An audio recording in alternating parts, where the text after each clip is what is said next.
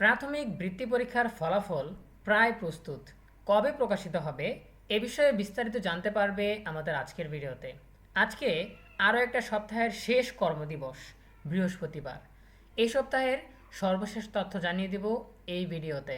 প্রাথমিক শিক্ষা অধিদপ্তর থেকে যা জানানো হয়েছে আজ 25শে জুন বৃহস্পতিবার, সেটাই বিস্তারিত তুলে ধরব এই ভিডিওতে। যারা এখনও আমাদের চ্যানেলটিকে সাবস্ক্রাইব করনি তারা এখনই সাবস্ক্রাইব করে রাখো, তাহলে পড়াশোনার সকল তথ্য এবং পরামর্শ সবার আগে পেয়ে যাবে। প্রিয় শিক্ষার্থীরা, এখন আমরা চলো বিস্তারিত জেনে নিই। প্রাথমিক বৃত্তি পরীক্ষার ফলাফল প্রকাশের কাজ বর্তমানে চূড়ান্ত পর্যায়ে রয়েছে। আইটি নির্ভর কিছু কারিগরি ও প্রশাসনিক প্রক্রিয়া শেষ হলেই ফলাফল প্রকাশ করা হবে বলে জানিয়েছে প্রাথমিক শিক্ষা অধিদপ্তর। সংশ্লিষ্ট কর্মকর্তারা আশা করছেন সব কিছু ঠিক থাকলে আগামী সপ্তাহের মধ্যেই ফলাফল প্রকাশ করা সম্ভব হতে পারে। আজ বৃহস্পতিবার 25 জুন প্রাথমিক শিক্ষা অধিদপ্তরের সহকারী পরিচালক মোহাম্মদ সাজ্জাদ হোসেন বলেন, বৃত্তির ফলাফল প্রকাশের কাজ বর্তমানে চূড়ান্ত পর্যায়ে রয়েছে, তবে আইটি নির্ভর বিভিন্ন কারিগরি প্রক্রিয়া সম্পন্ন করতে কিছুটা সময় লাগছে বলে ফলাফল প্রকাশে বিলম্ব হচ্ছে। তিনি জানান, সব কিছু ঠিক থাকলে আগামী সপ্তাহের মধ্যেই ফলাফল প্রকাশ করা হতে পারে। বিষয়টি নিয়ে মহাপরিচালকের সঙ্গে আলোচনা করে চূড়ান্ত সিদ্ধান্ত জানানো হবে। এ বিষয়ে প্রাথমিক শিক্ষা অধিদপ্তরের মহাপরিচালক শাহিনা ফেরদাউসি জানান, খুব শিগগিরই বৃত্তির ফলাফল প্রকাশ করা হবে। কাজ দ্রুত শেষ করার চেষ্টা চলছে। এর আগে গত 22 জুন প্রাথমিক শিক্ষা অধিদপ্তরের তথ্য ব্যবস্থাপনা বিভাগের সিস্টেম অ্যানালিস্ট দিলীপ কুমার সরকার জানিয়েছিলেন, ফলাফল প্রস্তুতের কার্যক্রম প্রায় শেষ পর্যায়ে রয়েছে, রেজাল্ট প্রস্তুত হয়ে গেছে, শুধু সামান্য যাচাই বাছাইয়ের প্রক্রিয়া বাকি রয়েছে। 3 দিনের মধ্যে ফলাফল প্রশাসন বিভাগে পাঠিয়ে দেওয়া হবে বলেও তিনি জানিয়েছিলেন। প্রাথমিক শিক্ষা অধিদপ্তরের তথ্য অনুযায়ী চলতি বছরের বৃত্তি পরীক্ষায় মোট 6,40,000 শিক্ষার্থী অংশগ্রহণ করেছে।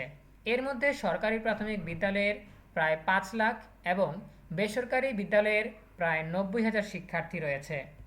প্রাথমিক বৃত্তি পরীক্ষা ও বৃত্তি বন্টন নীতিমালা সম্পর্কে শিক্ষামন্ত্রী ডক্টর আ.ন.ম এহসানুল হক মিলন জানিয়েছেন, দেশে সরকারি প্রাথমিক বিদ্যালয়ের শিক্ষার্থীর সংখ্যা বেশি হওয়ায় মোট বৃত্তির 80% সরকারি প্রাথমিক বিদ্যালয়ের শিক্ষার্থীদের জন্য এবং 20% বেসরকারি প্রাথমিক বিদ্যালয় বা কিন্ডারগার্টেন শিক্ষার্থীদের জন্য বরাদ্দ রাখা হয়েছে। শিক্ষামন্ত্রী জানান, এবছর মোট 82,500 শিক্ষার্থী বৃত্তি পাবে।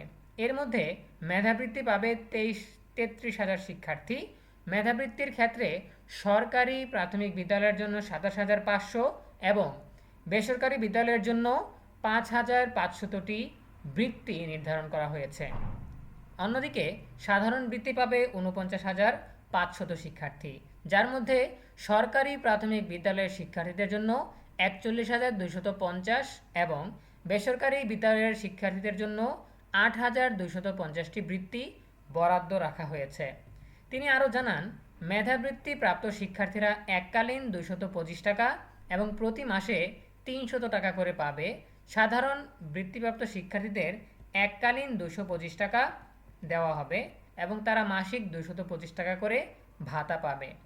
আগামী বছর এই বৃত্তির পরিমাণ বাড়ানোর বিষয়টি বিবেচনা করা হবে বলেও জানান তিনি। নীতিমালা অনুযায়ী বৃত্তি দেওয়া হবে 2 ক্যাটাগরিতে, ট্যালেন্ট পুল ও সাধারণ বৃত্তি। উভয় ক্যাটাগরিতেই 50% ছাত্র এবং 50% ছাত্রের জন্য কোটা সংরক্ষিত থাকবে। ট্যালেন্ট পুল বৃত্তির ক্ষেত্রে উপজেলা বা থানা ভিত্তিক মেধাক্রম অনুসরণ করা হবে। অন্যদিকে সাধারণ বৃত্তির ক্ষেত্রে ইউনিয়ন বা ওয়ার্ড ভিত্তিক মেধার ভিত্তিতে শিক্ষার্থী নির্বাচন করা হবে। উল্লেখ্য, দেশের 61টি জেলায় গত 15 এপ্রিল বাংলা বিষয়ের পরীক্ষার মাধ্যমে প্রাথমিক বৃত্তি পরীক্ষা শুরু হয়। 18 এপ্রিল বাংলাদেশ ও বিশ্ব পরিচয় এবং প্রাথমিক বৃত্তি পরীক্ষা, প্রাথমিক বিজ্ঞান বিষয়ের পরীক্ষা অনুষ্ঠিত হওয়ার মধ্য দিয়ে এই পরীক্ষা শেষ হয়। এছাড়া রাঙ্গামাটি, বান্দরবান ও খাগড়াছড়ি পার্বত্য জেলায় 17, 18, 19 ও 20 এপ্রিল পরীক্ষা অনুষ্ঠিত হয়। চলতি বছর প্রথমবারের মতো বেসরকারি প্রাথমিক বিদ্যালয় তথা কিন্ডারগার্টেনের শিক্ষার্থীরাও এই সরকারি বৃত্তি পরীক্ষায় অংশগ্রহণের সুযোগ পায়। প্রিয় শিক্ষার্থীরা, এই ছিল আমাদের হাতে থাকা প্রাথমিকের বৃত্তি পরীক্ষার ফলাফল নিয়ে সর্বশেষ তথ্য। এখান থেকে আমরা যেটা বুঝতে পারলাম সেটা হচ্ছে বৃত্তির ফলাফল প্রস্তুত, এখন যাচাই বাছাইয়ের কাজ চলছে। আইটি সংক্রান্ত কিছু কাজ শেষ হলেই আশা করা হচ্ছে যে আগামী সপ্তাহের মধ্যেই তোমাদের ফলাফল প্রকাশ করা হবে। তো সেই আশাবাদ ব্যক্ত করে এখনকার মতো বিদায় নিচ্ছি। এ বিষয়ে তোমাদের যে কোনো প্রশ্ন কিংবা মতামত জানাতে পারো কমেন্টে। দেখা হবে পরবর্তী আপডেট নিয়ে নতুন কোনো ভিডিওতে।